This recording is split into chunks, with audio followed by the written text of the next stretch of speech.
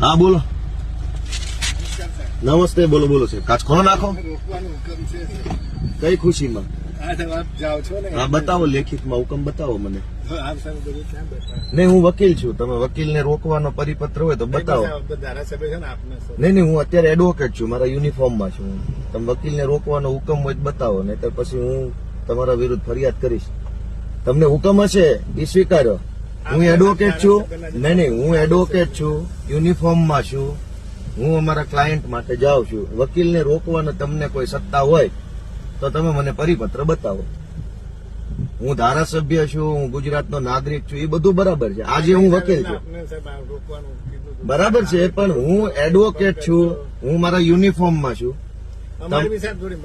ના ના, મજબૂરી શું કામ છે? તમે કાયદા પ્રમાણે હાલો ને, કાયદા પ્રમાણે હાલો. મજબૂરી શું કામ?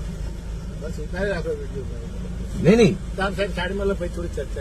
નહીં, તમે મને પરિપત્ર બતાવો કે એડવોકેટને રોકવાનો તમને સત્તા મળેલી છે.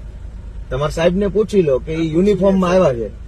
તમે એને પૂછો, યુનિફોર્મમાં છે, એડવોકેટ છે, ક્લાયન્ટ માટે, અમારા ક્લાયન્ટ માટે હું જાઉં છું. તમારે વકીલને રોકવાની સત્તા હોય તો લેખિત પરિપત્ર મને બતાવો. એ 2 કલાક ઉભા રહીએ.